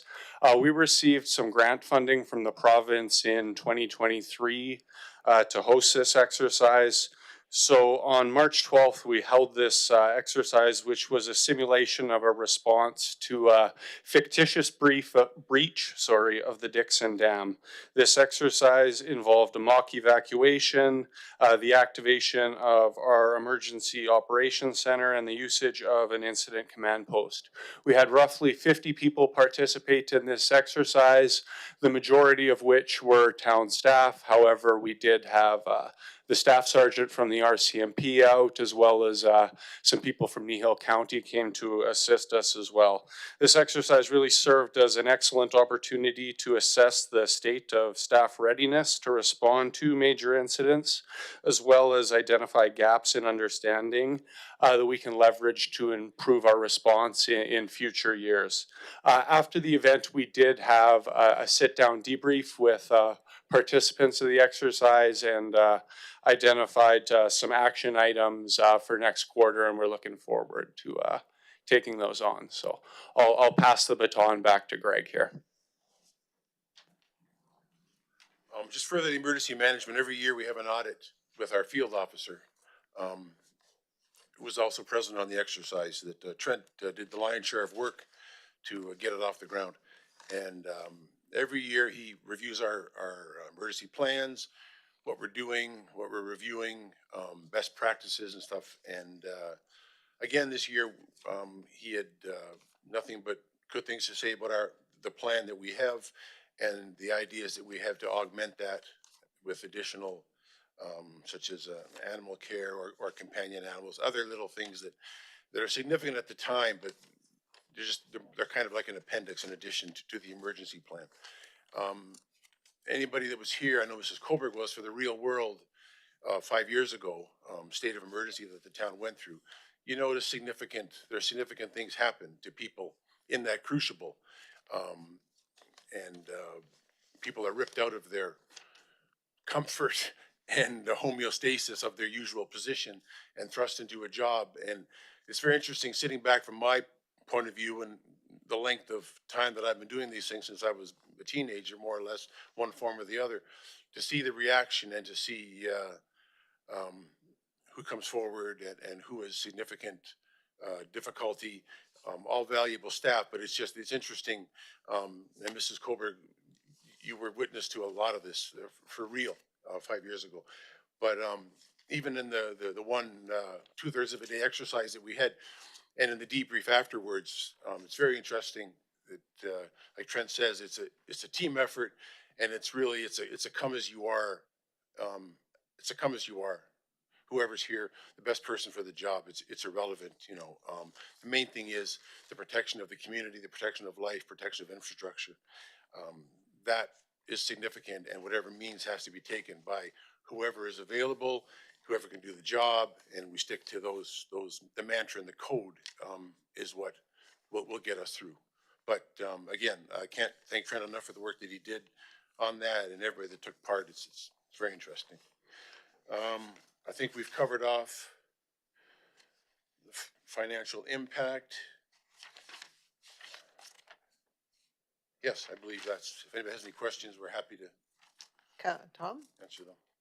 Yeah, you've spoken that the mayor was involved in the past. Was an elected official involved in this functional exercise this time? I don't think anybody was present, no. The committee was informed the week before about the exercise, but it was not meant to involve council at all. It was meant to just really to test sort of the situational awareness of staff. We've had a significant, the last time we implemented an ECC, which was during COVID in 2020. And so until you actually realize it, there's been a significant turnover in staff and some counselors as well. And so it was really trying to get the staff up to speed about where we have gaps before we actually, this isn't the first one, sorry, this isn't the last one we're going to do. We're talking about doing a tabletop before the fall session starts, just again, get people reminded on how to do it and what to do. So, Yeah, what I'm getting at, of course, is, I mean, in the past, I've been through a number of emergency management situations in the valley. And it has always been somewhat frustrating for a lot of people on council that we don't seem to get all the information as fast as we want. We get questions from the public that we're not able to answer. And so I'm just making sure that when you have these, there is the component for elected officials. Like, what is an elected official supposed to do? Who is the designate? You know, usually the mayor. How the communication. You know what I'm saying? It's just that should be part of it. And I'm Elected just officials ideally, sir, aren't supposed to be part of the yeah, team, I know, it's but a liaison officer who we can better arm with information, and that's a functional mechanical thing that we can certainly improve on. And I certainly don't want to go back to any of the times of the past where staff just have this information, don't feel they can give it out and all that. With Ms. Crocker on hand, who's extremely adept in communicating and with giving the information that we're allowed, with the CAO as the DEM, I feel we're in a different land and in a capable place for what we have to. I know what you're saying, and I'm not making excuses for the past, but I'm saying those things can be corrected. Sure. I just want to note that members of the committee have actually participated in the tabletop ones at different times, I know Tony and I and the mayor. So we've been familiarized with a lot of the process in the ICC. Anybody else? Well, thank you for these reports, all of you. As directors, I just absolutely, I know I say it almost every time, but I love that you're getting your team involved and they're helping present, and that's how they're going to become strong leaders as well over the future. So, to all of you, congratulations for having such amazing people that are working with you. And I just see this organization going nowhere but up. So thank you to everyone for all of that. And I love the continuity of the presentations. They're all very similar. I know Erica's behind that, but she knows I love everything to be precise and pretty and organized. So she's got her. So keep it up. Thank you, everyone. That was wonderful. And I'm looking forward to these being done quarterly and continue to go in the future. So can I get a motion, please, Council? Patrick.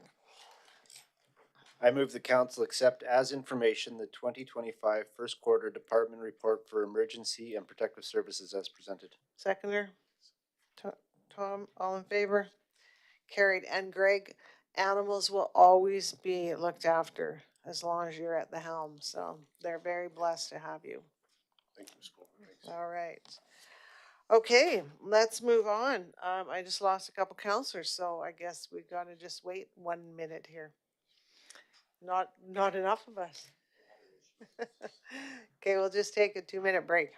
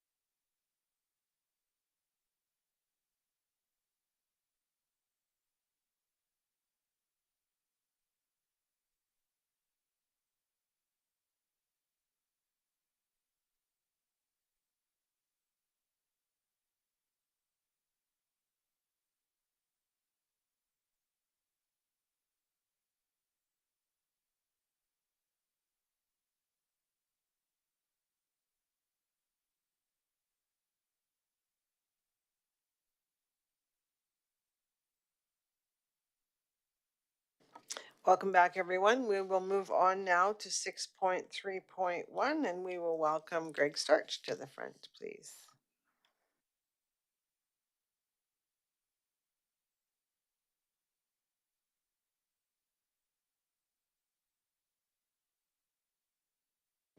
Good evening, your worship and counselors. Here to do a recommendation for council to approve some funding for purchase of a new tandem or new single axle dump truck, with snowplow and ice control equipment. With the delivery and anticipation for this to be in 2026, 2027. We're just trying to look into doing this for in anticipation for our fiscal responsibility to be ahead of the game for what we're looking for. Any And I'm going to let Jared get a little bit more expanded on it. But Greg, thank you. And just so everybody knows, you are the manager of operations. This is only one of your very first presentations, so don't be nervous. You're doing great. We'll just let Jared expand a bit. Okay. Thank you, Your Worship, members of council. Jared Bronstein, Director of Infrastructure Services. Yes, we're looking to council to approve $400,000 for the purchase of a new single axle dump truck with full snow and ice control equipment. This is a pre-budget approval for 2026. We are asking for 2026 money in 2025. So basically what we're looking for is council to approve that $400,000 in 2025 to confirm that it will be included in the 2026 budget so that we can pre-order this piece of equipment. Currently we're looking at between a year and a year and a half delay on any of this equipment coming into our service. I know the one question that will be asked is whether or not tariffs will impact the purchase of this vehicle, and we do not know. There is so much uncertainty right now with that market that nobody will commit to anything. So, any questions of council? I'll get a motion on the floor, please, council. Tony? I move that council commit $400,000 in funding as part of the 2026 budget year to allow the truck to be ordered in 2025 with anticipated delivery in late 26 or early 2027. Seconder, please. Patrick, comments, please. Tom? $400,000 seems like quite a bit for a truck. I know with our fleet replacement, at least the smaller trucks, we do get a pretty good deal on those. Like we get kind of a municipal rate. But it seems like on the bigger trucks, we do or we don't, and why would that be? So we will be looking at a competitive process to make sure that we get the best deal we can. Unfortunately, there are no fleet discounts for the larger equipment because we're only ordering one-offs, and these are generally custom trucks. This truck being at $400,000 will not just be a single axle dump truck, but also have full snow and ice controls on it. So it'll come with a front plow, a belly plow, a sanding box. So this is a full piece of equipment that is completely new. In comparison, a tandem axle will probably run you $500,000 now for the same piece of equipment. Stephanie? Yes, thank you very much, Greg and Jared. I'm just wondering the expected lifespan of the new truck. I'm not sure if you have that information available. Commercial vehicles, on average, we try to replace them within 15 years of purchase. So that truck will be again replaced in, 2030. Okay, thank you. And I'm just wondering, it already comes ready to go, mounted with everything that, all the key features here, it says? Yeah, so that truck will come fully equipped to provide snow and ice control as well as dump truck type activities. So basically the sander will slide out and you'll be able to use the box for excavation materials. Thank you. Anybody else? Tony? Yeah, so a long timeline on replacement of this unit, but I agree, sinking repairs into this older unit, 2009, isn't worth the purpose of doing that, but so the idea is you're ordering in 25, you're taking delivery in 26, which is next year's capital budget that we're gonna take the liberty of creating for the next council. Yes, you are committing next council to a capital purchase for 2026. Okay. Anybody else? Just curious on this.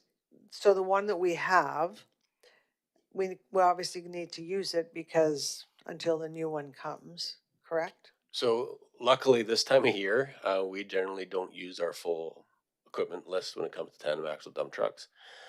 So no, the current one will actually be disposed of and we will just get rid of it while we can. And then we'll wait for the single axle to show up. So we'll still have 3 tandem axles in the fleet. We did have a new one just arrive. So that truck will be used for snow hauling and hauling equipment. And Okay, so we're not gonna be short one waiting. we may be in the winter months and we'll just contract out that truck at an hourly rate. Okay, Local. perfect. Anybody else? Well, I agree, it's tough to make that decision for future, but if we don't make it, then you're gonna be another couple of years behind, so. All right, all in favor? Carried. Thank you, Worship. Thank you, Greg. Thank you. Okay, let's move on to 6.4.1, please, Rick.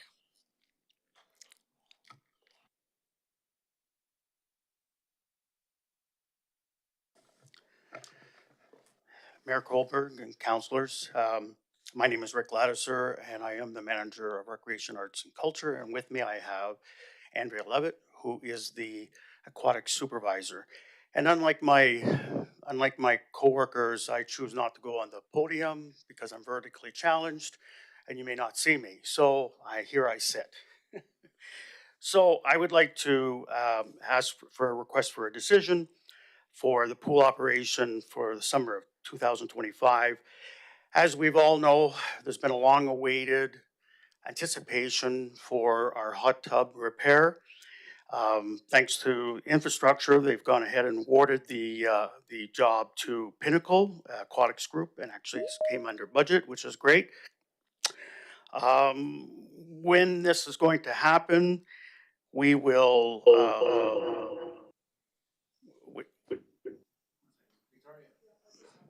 oh, okay. So when this is going to happen, it will be the council would approve the indoor pool closure starting June 1st. until the repairs are completed. During this time, when they're going to be rebuilding the key community amenity, at the same time, we will have other maintenance being done during that course of time in the indoor pool. And we'll also and just some minor things, just including structural repairs, pump filters, replacements, etc. So with having said that, we would then close the indoor pool and have only the outdoor pool for the remainder of the summer. We would have regular hours, just as if we had both pools operating. And with the outdoor pool, with the regular schedule for the outdoor pool, we would go down to 13.5 FTEs, also 85 hours, 105 programming hours, so nothing changes there, but our staffing hours would go down from 700 to 581. So we are suggesting, or we are recommending, I should say, that we close the indoor pool for repairs on June 1st and with an anticipated opening of September 9th or mid-September. All right, council, can I get a motion, please? Somebody? Anybody? Tony?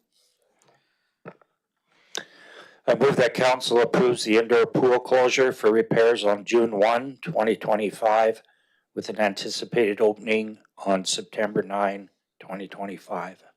Seconder, please. Tom, comments, please.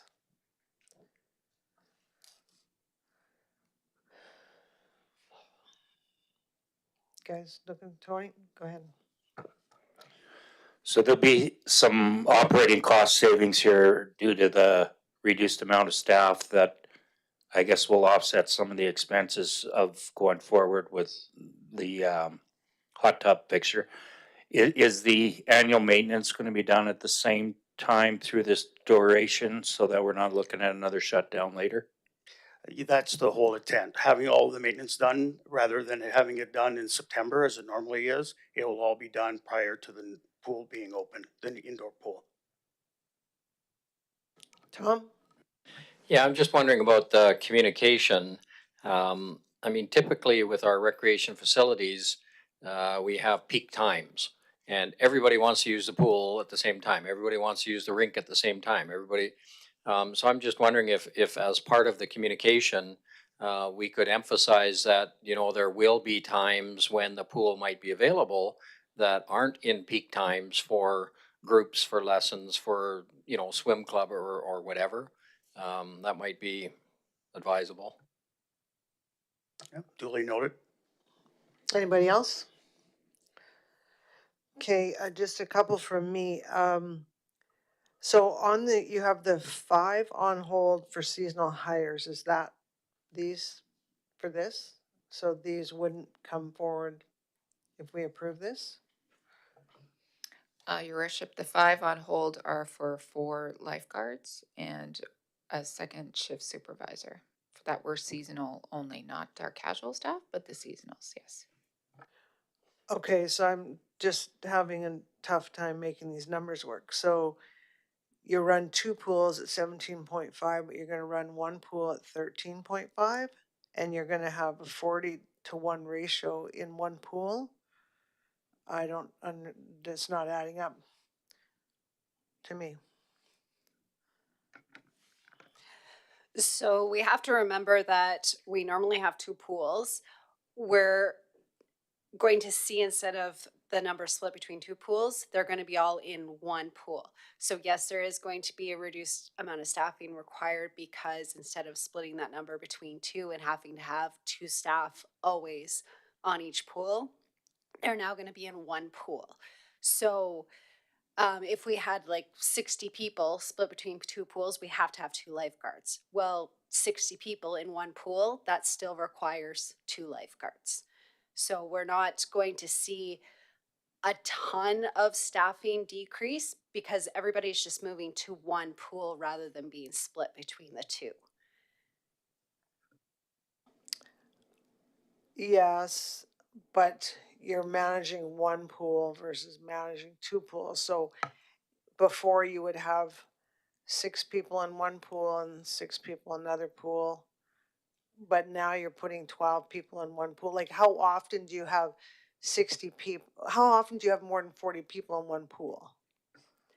Right now, we already have bookings for between 3 to 6 times a week that are a minimum of 40 people already. So we know right off the hop, even before summer has started, that we need 2 lifeguards on that pool no matter what, because we have 40 people coming just for a booking.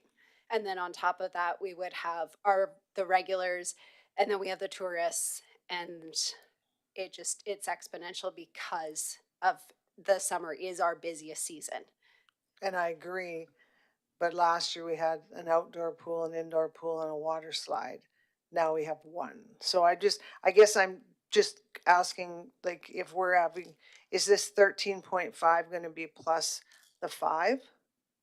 Or is this 13.5 including the 5 on hold right now? It includes the 5 that are on hold right now. It's 13.5 full-time equivalent is what we're looking for. So that includes the full-time staff, that includes the casual staff. Okay. All right. It'll be interesting to watch this because numbers don't add up to me and I'm numbers. So, but anybody else got any questions on that? So we'll be able to get a really good feedback at the end of the summer before this term is up to see exactly whether that weighed out or not. Awesome. Okay, go ahead, Steph. Do the 40 plus bookings continue into the summer, or do you see more of those as school groups that are doing the camp-ins and stuff? And then once summer hits, you don't really see those as much because school's out, the museum's way busier, you don't see them really. So the groups that we have booked so far right now are the Canadian Badland Science Camp. So they are through the museum, and the other group is our Camp BCF. So those are the 2 groups that are continuing to come through this summer. So. And are they consistently like so many times a week, or are they? Yeah, so Camp BCF is 3 times a week, and the museum, they don't have camps every single week, but they do have, it varies depending on which camp is in there and how many people they have, so. Okay, and I assume you adjust your hours for your staff according to your schedule. Yeah, so staffing's adjusted based on if we know there's a group coming in, well, then I know I have 40 people coming, I gotta account for that with my staffing. If I don't have a group booked in, well, then we're not going to put on that extra staff. Excellent. So. Okay, anything else? So for me, it's great. Thank you for getting this hot tub going and fixed, and I'm glad that you guys are building the maintenance in while the outdoor pool is open, because we're not taking away from swimming, because we always hear that we lose the swim club and stuff when we're doing maintenance. So this should solve all of that, right? Okay. Well, it'll be an interesting summer to watch on the pools. So thank you. Any other comments, council, administration? All in favor? Carried. Looking forward to it. Thank you. All right. 6.4.2, please, Victoria.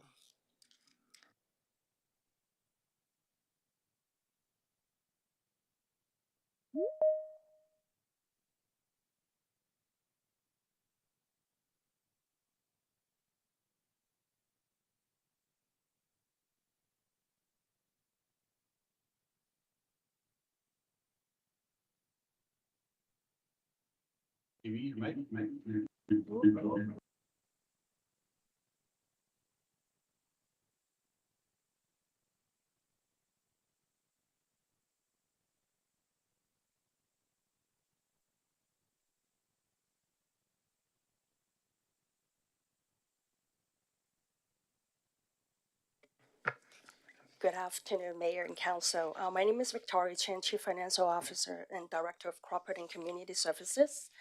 In front of you, I have a RFD for the 2025 amended budget. According to the MGA, all all municipality needs to pass an annual budget, and this budget is to inform the tax rate bylaw that we are going to present to council in May. Council has already passed two budget. Back in November 2024, the utility budget, which is a user fee budget. The other one is the operating and capital budget. This is a tax-based budget. This is approved back in December 2024. As a result of a lot of unplanned emergency repairs and some instability in the political climate, administrations has proposed some amendments to the budget. Previously, council approved for 3% increase. Administrations recommended 4% increase. Just for rule of thumb, for the town of Drumheller, 1% increase in tax revenues translate about $100,000 tax revenues. So a 4% increase, as you can see from the model here, is very comparable to other municipalities. So it's ranging from 3.62% to 5.82%, with a relatively size of populations. And I'm going to speak to the utility budget first. As I mentioned, the utility budget is a user fee model. So because we already passed the utility rate bylaw, I recommend, administration does not recommend a change to the rates. So all these additional requests will be coming up from the water and sewer reserve. So as I mentioned, those are unplanned repairs. So it's about $200,000 just for the water mains repairs early in the year. And then also that is a energy supervisors. This is a partial grant positions. So $20,000 will be funded from the water and sewer reserve. And then also during the year, the town also purchased a piece of land on 2940 South Railway Avenue. This is part of the water line that we install, and we just need to purchase the land. So the total amendments to the 2025 utility budget is $408,000, and it will be funded by water reserve of $304,000, and then sewer reserve of $104,000. Again, it would not affect the user rate for 2025, but administrations will look into replenish the reserve in considering the 2026 utility rate. Okay, I think we'll do a motion on that one. Okay. Council, can I get a motion, please? Tom? For the utility? Yep. Yeah, I move that council approve the increase of 2025 utility budget by 408,000, of which 304,000 transferred from water reserve and 104,000 from sewer reserve. Seconder, please. Patrick, comments, please. Tony? Yeah, I agree with the idea of taking this from reserves versus dealing with the rate increase. The rates are prudently set every year to cover unforeseen costs and build the reserve for times like this when it's unplanned, and then you have that. So going forward, the rates will continue to ensure that the reserve is replenished because that's already built into the water rate, and that's how it should work. So Anybody else? Okay, and that land purchase, that is because that is right beside the water treatment plant, correct? And we need to make sure that there's nobody could ever, like, we have to have access to that all the time. Yeah, yes, Your Worship. That was a piece of land that has a number of water and wastewater infrastructure going through it. That was privately owned. There's long history about it, but ultimately we purchased it this year, completed this year, in order to be sure that we were under the control of that land, because there had been a number of opportunities for development there that the owners were presenting. However, that would interfere with our utility infrastructure. So great, good to know. Anybody else? Okay, all in favor of that motion? Carried. Thank you, Victoria. We'll go on to the next one, operating. Okay, so the amendment to the operating budget overall is only $47,000. And there are variables to this. Council already aware of the IT services. We need about $21,000 as a result of the RFT contract award. There's a couple repair services that are unplanned. One is at the BCF for the smoke alarm issues, and then another one is for the fire pumper repair. And council already make the motions to approve the closures for the indoor pool, and that will result a potential saving of about $42,000, and that would be offset by 2 summer students for $33,000. And then the next one is about the energy manager again. This one has no impact to the operating budget, just any information for the FTE change. Last but not least is the eliminations of the carbon tax. So our energy advisors suggest that the energy saving would be about 19%, translating about $106,000. Administrations recommend to keep this as a buffer, just in case for the tariff impact, because as you probably know from my other colleague, right now the impact is unknown, and that's why we want to build up buffers. And overall is $47,000 increase from the operating budget. Can I get a motion, please, Council? Tony? I move that council approve the 2025 property tax revenue increase to 4% for increasing the operating budget and capital budget by $47,000 and $424,000 respectively. Seconder, please. Tom, comments, please. Stephanie? Yes, thank you. I'm just wondering, like, does the money have to come from a tax increase? Is there the possibility of cutting somewhere else? The 42,000, like for the moving into the 2 summer students for records management and communications, is that already approved in the budget? Or are we adding them in because we had a surplus? This is not yet approved, and this is why it's bring to council for considerations.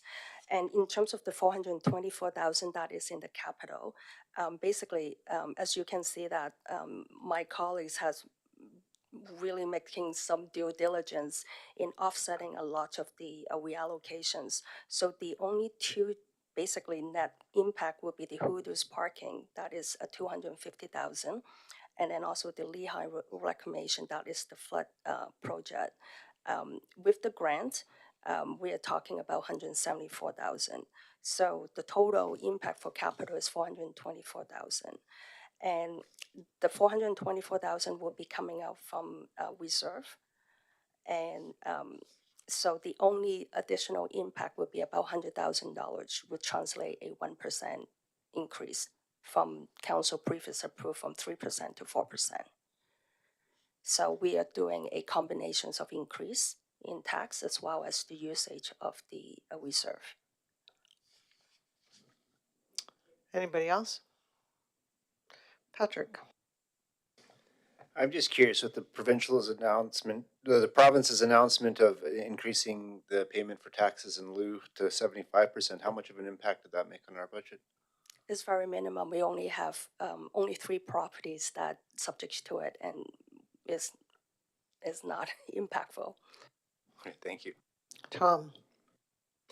Yeah, I just wanted to add that I hope the residents of Drumheller can appreciate the predicament that council is in these strange times that we live in. That when we come up with a budget, I mean, a budget is basically a best guess. And to come up with a budget not knowing what the impact of tariffs are going to be on Alberta and on Canada is just a ridiculous predicament for us to be in. So I hope people can appreciate that council administration is doing the very best we can to try to estimate what the impact of some of these costs are going to be. Anybody else? Tony? Yeah, I would just say that the impacts here are minimal because of the offset of the larger numbers against reserves. These two motions can pretty much run together, but theoretically, we're just moving from a previously approved 3% to now a 4% budget.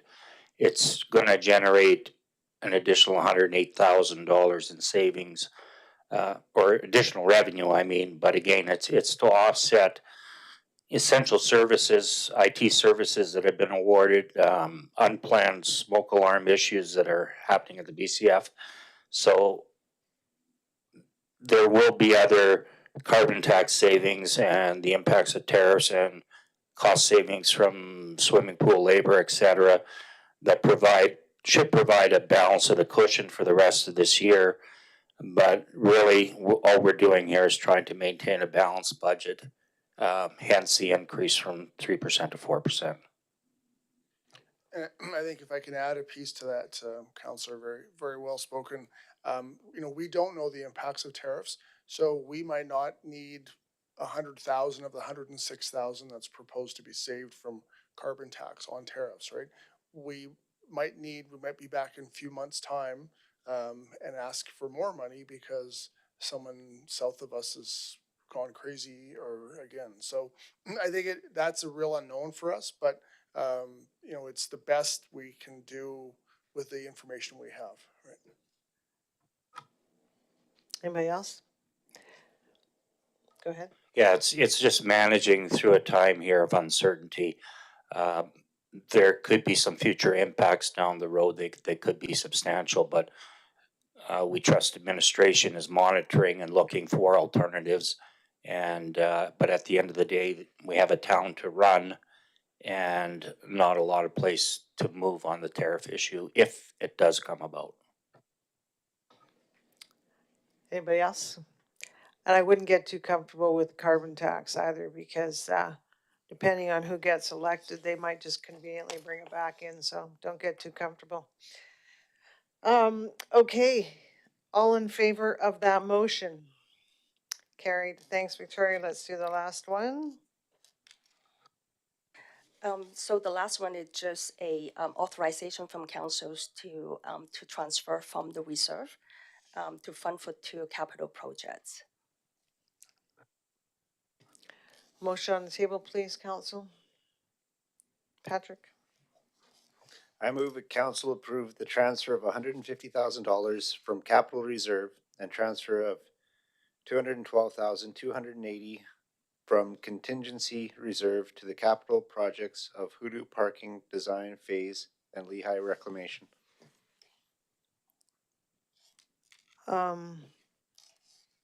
You read that again. The council. Oh, sorry. Yep, you're right. Sorry. I'm reading. Why is mine different? I don't know. Okay. Well, this one's the right one because it's on there. So, sorry, Patrick, seconder. Tom, comments, please. Tony. Yeah, again, no impact on property taxes here. I think it needs to be re-mentioned that the Hoodoo parking design phase, $150,000 of dollars of that is coming out of reserves, and that represents the paid parking revenue accrued to date on that. So that's where that money got collected, and that's where the money's going back into the Hoodoo.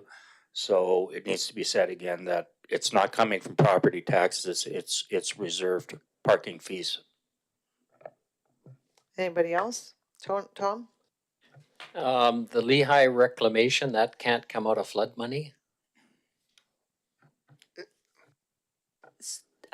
This is on top of the $5 million the town committed to. So there's already it's a separate grant that we have, so it's not coming out of flood money. It has to come out of town reserves to fund it, so. Anybody else? And just to expand on the Hoodoos for the listening public, the intent of this is so that there are big grants we hear coming forward, shovel ready, they actually have to be ready with the design to help us fund that whole hoodoo parking lot so that nobody, it's a place that it's just disastrous with the amount of traffic that's going through there. So the hope is that if we get a shovel-ready design, then we can apply for that grant, and then it'll be grant-funded projects. So again, as Councillor Locker said, we're using the funds that were collected through the parking program to help offset that. Anything addition? No, all in favor? Carried. Thank you. Okay, I will ask for a motion to adjourn, please. Tony, I move that council adjourn the meeting. seconder, please. Stephanie, all in favor? Carried. Thank you, everyone. Thank you for being with us, and please get out and help us clean up the valley for Earth Day, and we will be back here April 29th. Take care and have a great week. Be kind to your neighbors.